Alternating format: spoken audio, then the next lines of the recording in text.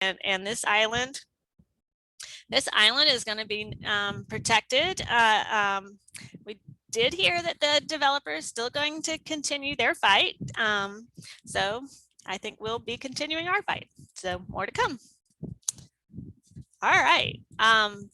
Volunteers. So the South Carolina Oyster Recycling and Enhancement Project, it's called SCORE. They have a volunteer opportunity this coming Monday.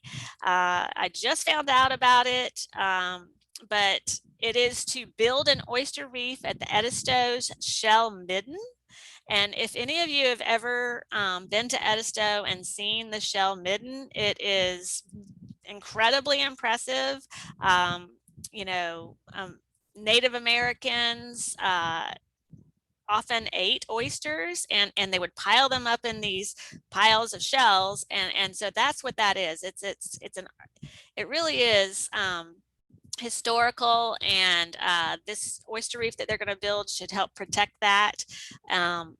And this picture on the right is a picture of a recent oyster reef build right downtown Charleston, off of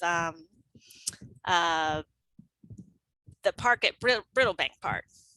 So we built 300 feet of oyster reef there with the DNR. It was a fabulous event, so I encourage everyone to go out and volunteer and get muddy and have fun, because it is fun.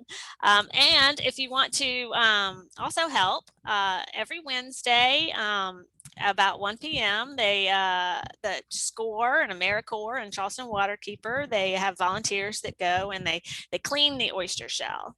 So that is something that needs to be done, and you have an opportunity to do that weekly. So if you want to get involved, please email score@dnr.sc.gov and for either one of these opportunities.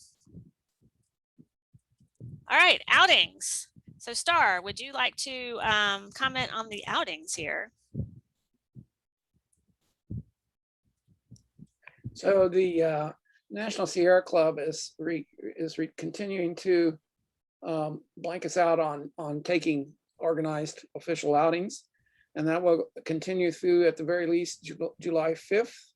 And so we all look anxiously forward to getting ourselves back out in the fields and streams of the Low Country, and we will do so as soon as we can, and we'll be paddling and so on this summer.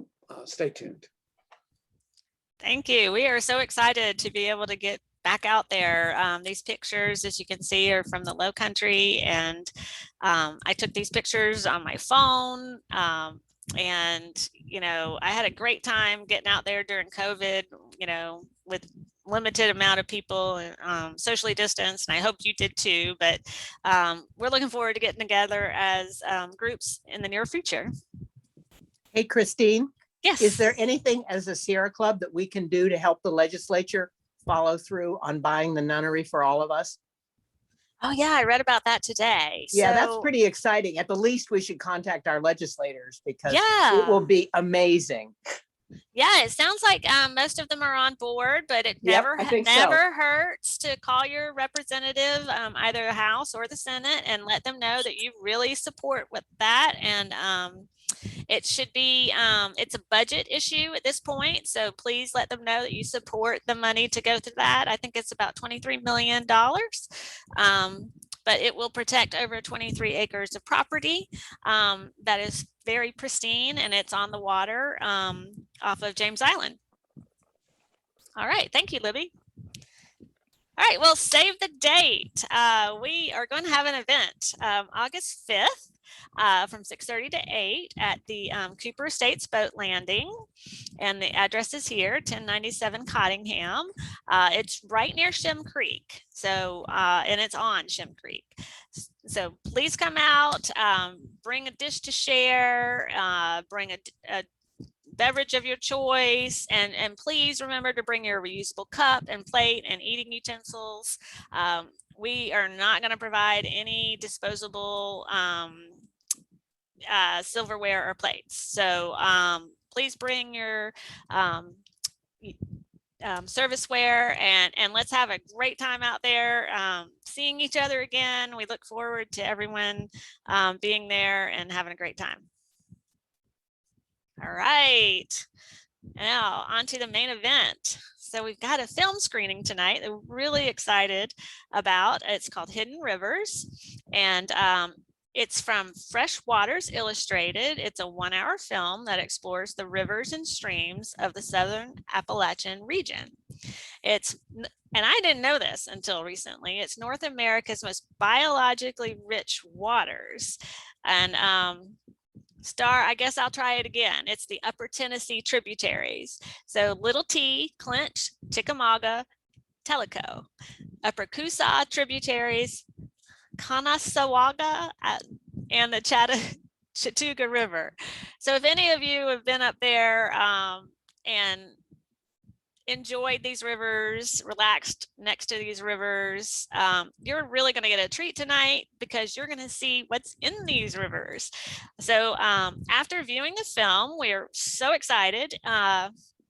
We have some guests for the Q&A. So what we're going to do is we're going to go away from, keep your Zoom on, but open another browser. We're going to put a link in the chat for you to go to Vimeo. And then you're going to watch the film on Vimeo, because it's a much better experience watching it on Vimeo. Then come back to the Zoom and for the Q&A with Jeremy Monroe. He's the founder and director of Fresh Waters Illustrated that made the film. And Kelly Thorvaldson, she's the conservation programs manager at the South Carolina Aquarium. And they are going to be able to answer your questions about what you saw in the film. And we're so excited that they're both here, and we appreciate them being here. So Star, do you want to, I think, let's see. I'm going to stop sharing real quick. I have pasted the link into the chat, which should, my computer, it's on the right side of the screen. And so it says HTTPS, Vimeo, and so on. And if you just click on that, it'll open a separate window, and then you enter the password and you are good to go. Great. And I might just add that yeah, you can maximize that screen once you're in there, adjust the volume. You'll make sure you're muted, and we'll make sure you're muted. You can turn your camera off if you like, but leave that Zoom meeting open, and you'll come back here. Will it, Christine, would you say 4:20 is it, or sorry, 8:15 or 8:20? Yeah, about 8:15, I think, or 8, you know, as soon as you finish the film, come back to your Zoom, and it will start the Q&A between 8:15 and 8:20. Is it possible to view this film later with the same password, or is it just for now? We generally will keep it open for a couple days for folks that just couldn't make it tonight or had signed up and couldn't make it. So that we will keep it open probably through maybe this weekend, if that's helpful for you all. Awesome, thank you. Because I'm in the middle of work, and if I get, I'm not sure that I can watch the entire thing, and I really do want to. So. Great. All right. Well, we will see you all back here.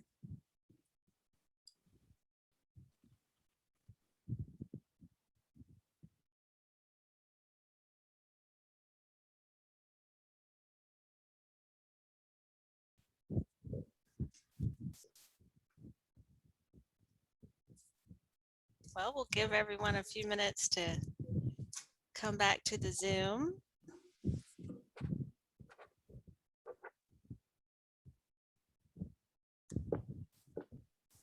We've got some, if you've got some questions, put them in the chat.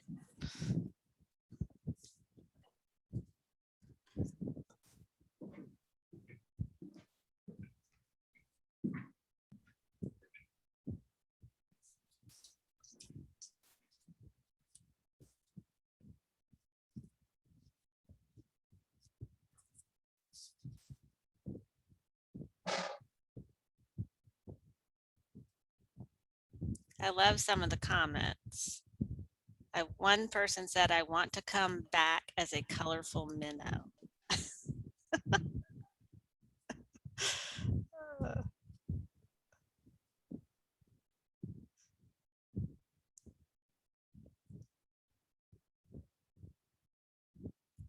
A lot of comments about the great music. I agree.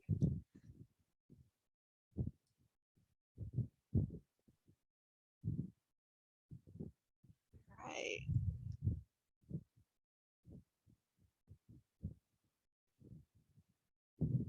Start planning your summer snorkeling trips.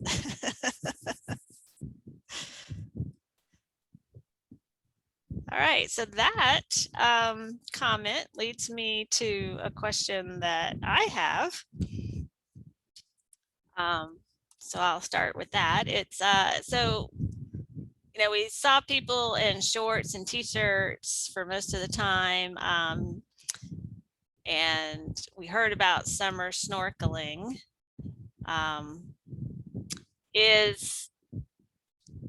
Is summer the best time to go snorkeling? Could you snorkel all year? And do you have to be careful to watch out for the life cycle of these species? So that's my first question.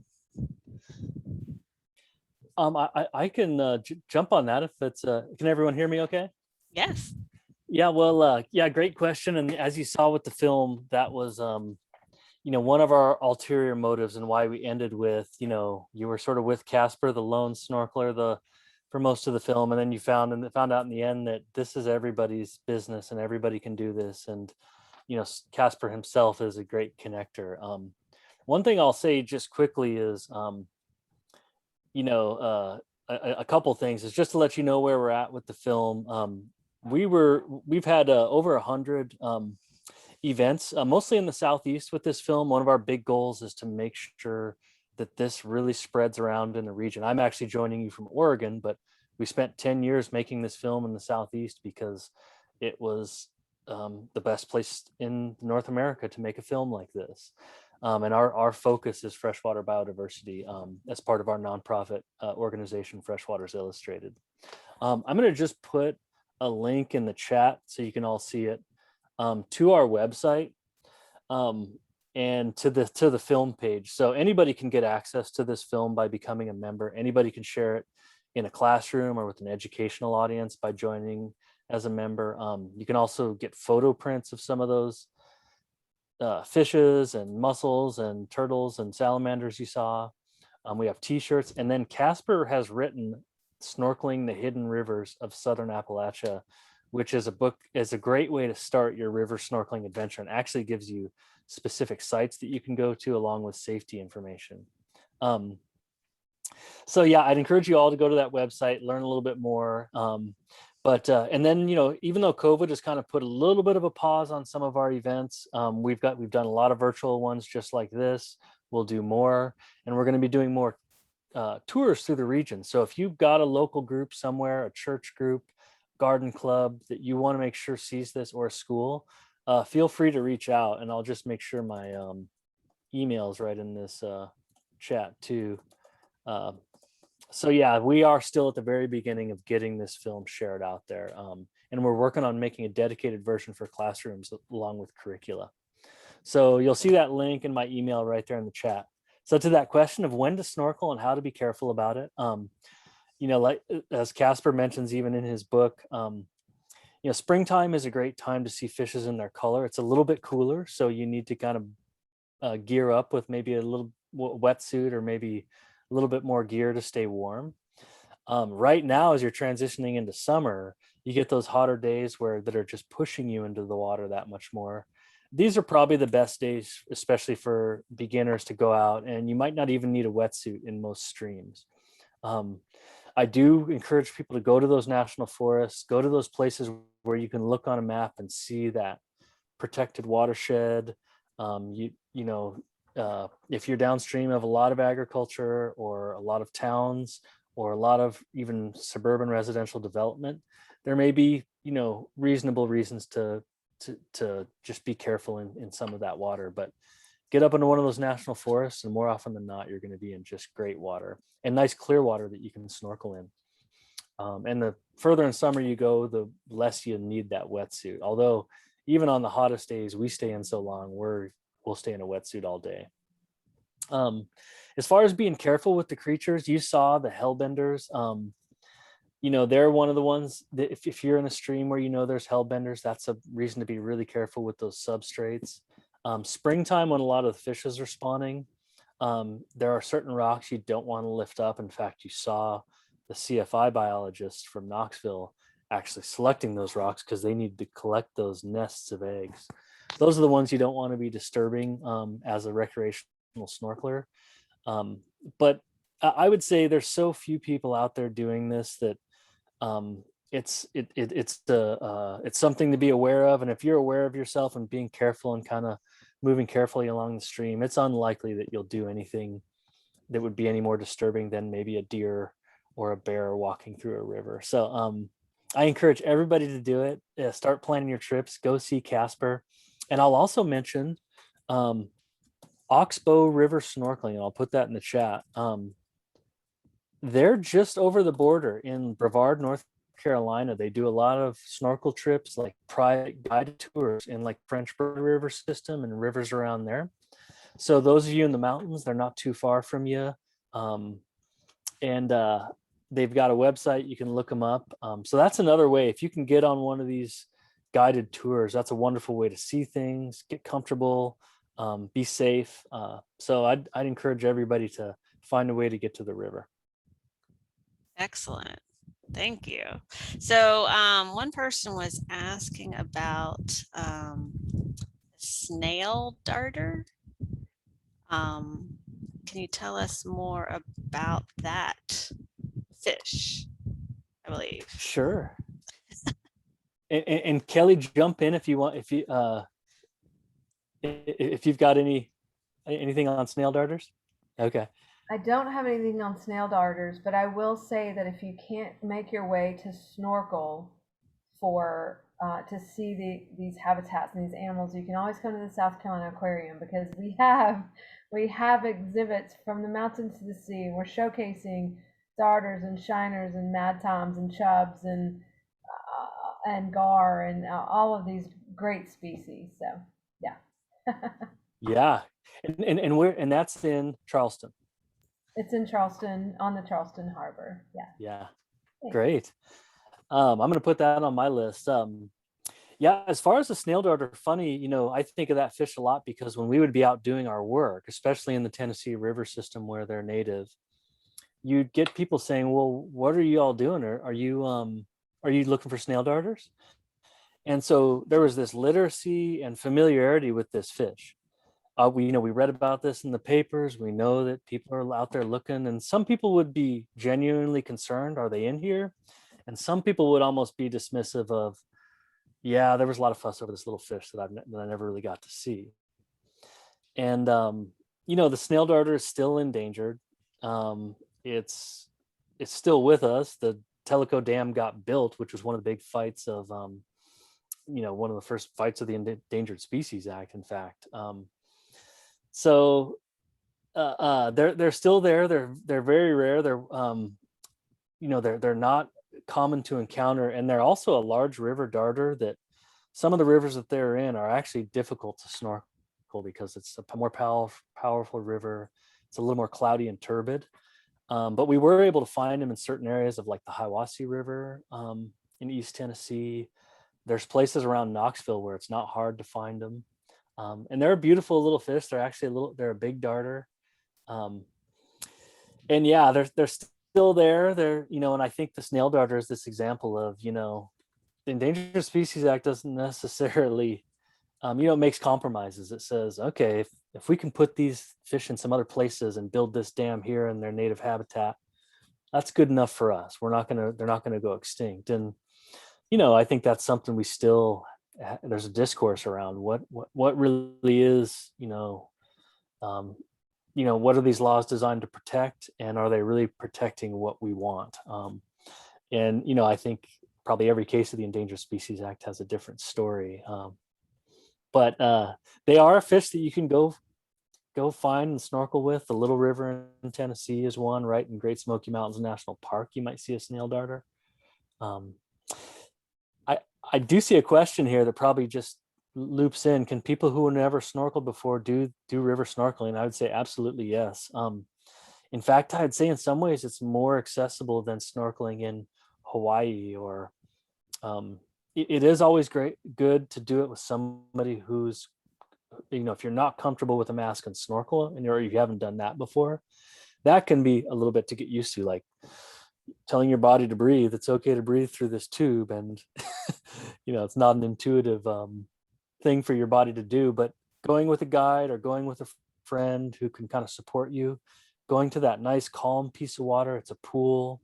It's not you're avoiding those rapids.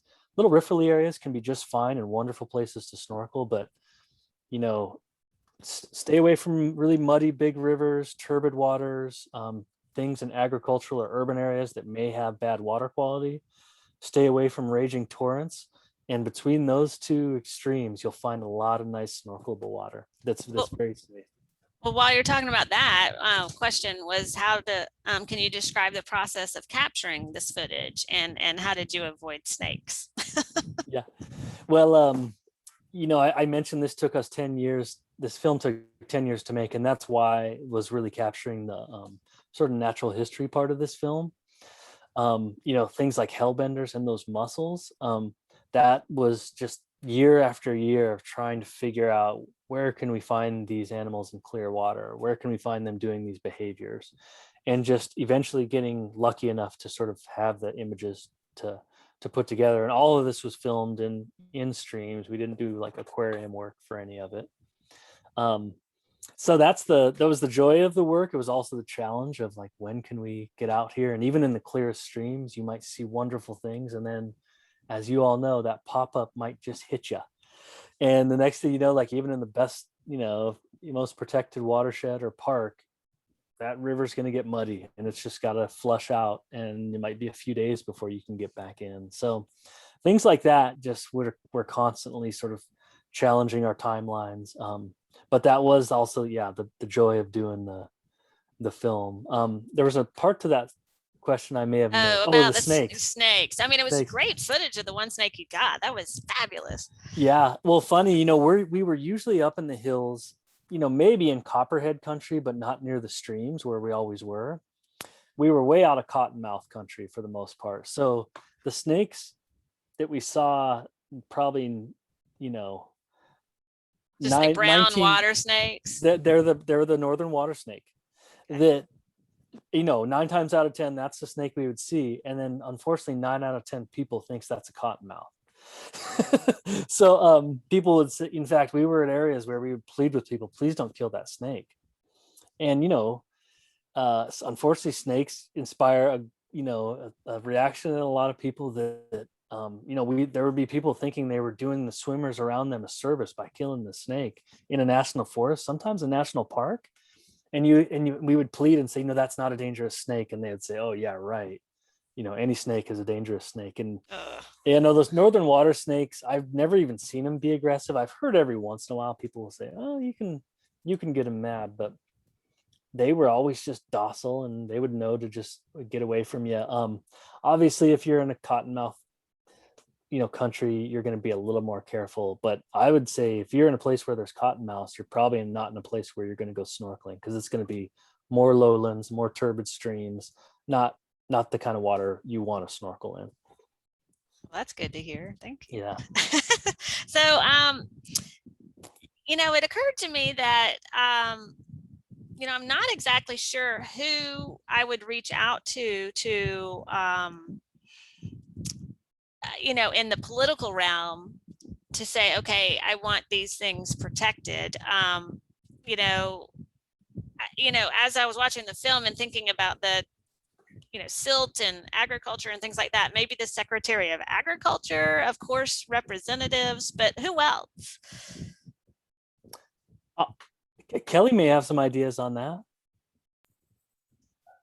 In terms of the political realm, I don't know. I mean, but definitely one of the biggest threats to them is these animals is siltation and development, and certainly climate change is going to exacerbate that with these huge rainstorms, extreme rain that will cause these sediments to run into the waters more quickly.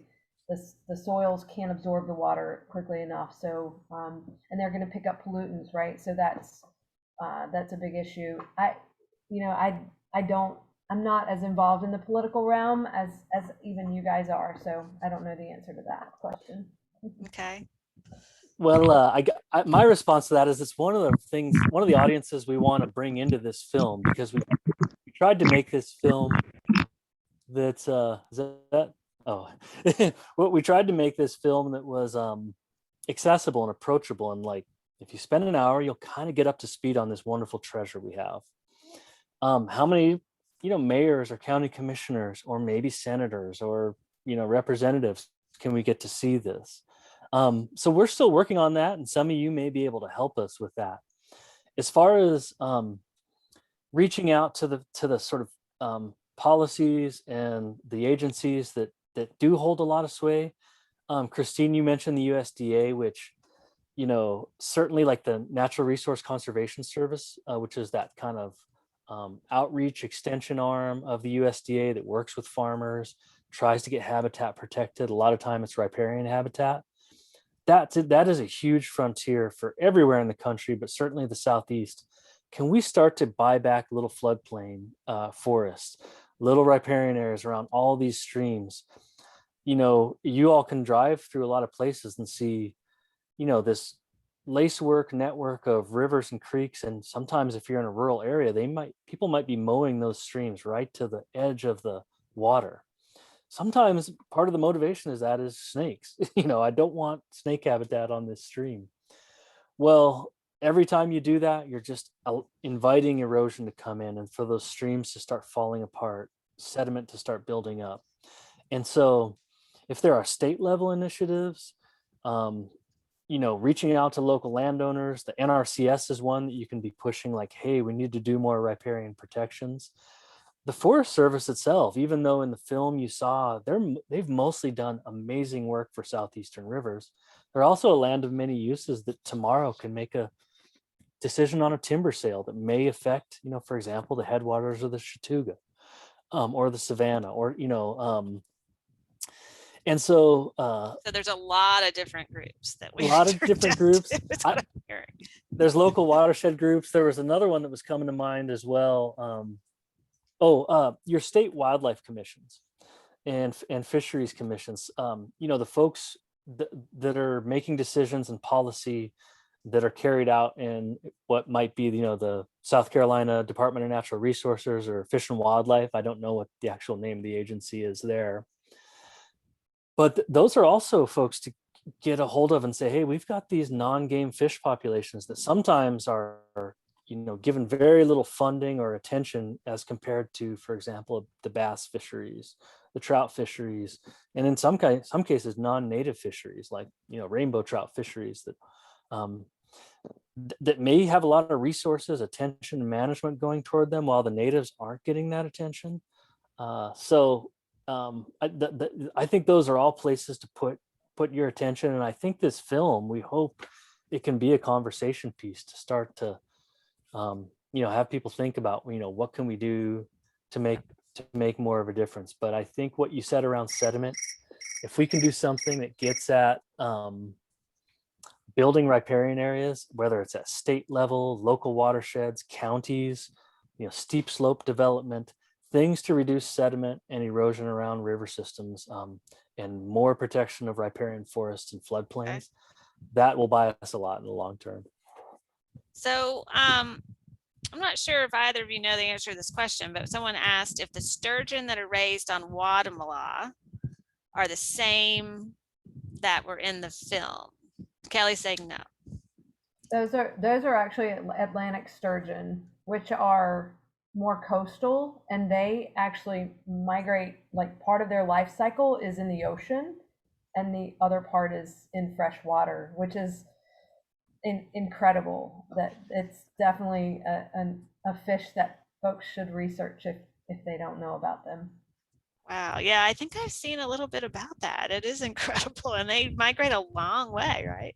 They do. And I love the part of this film that talks about the migrations that these freshwater fish in this, Appalachian region make, because just South Carolina alone has over 4,000 dams And I was blown away when I learned that years ago.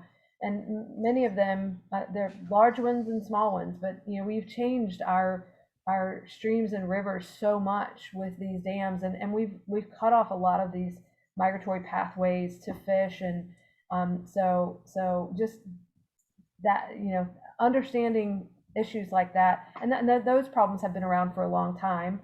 And I think everybody's gotten smarter to, we can't just build a dam for any reason now, but that's another big issue for these fish. Who For sure. permits dams in South Carolina? Don't know. Oh, okay. Yeah, I wonder Well, if it's like DNR or DHEC, or Right.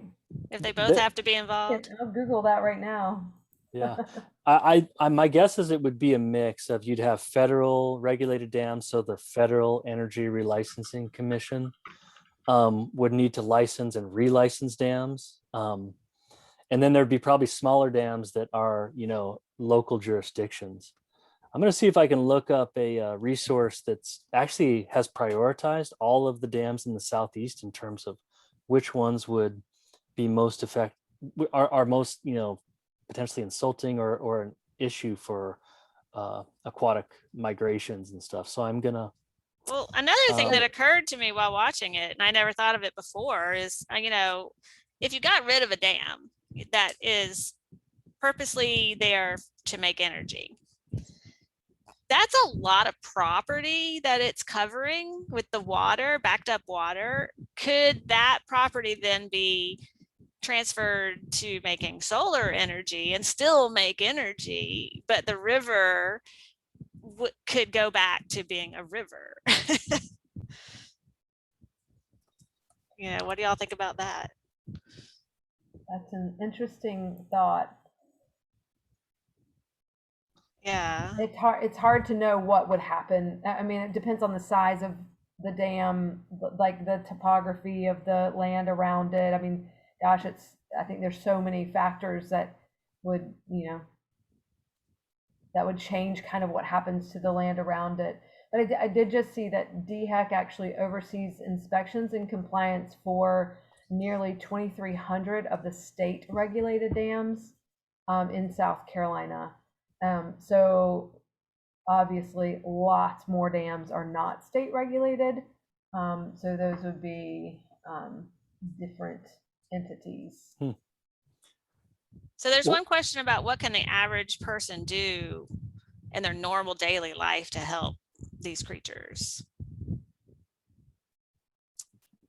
Well, I bet Kelly has some ideas. Mine are, if you're somebody who's inclined to maybe explore a little bit deeper, consider going snorkeling. You will put yourself in a position to speak on behalf and bring more of your neighbors into these places as ecosystems and advocate.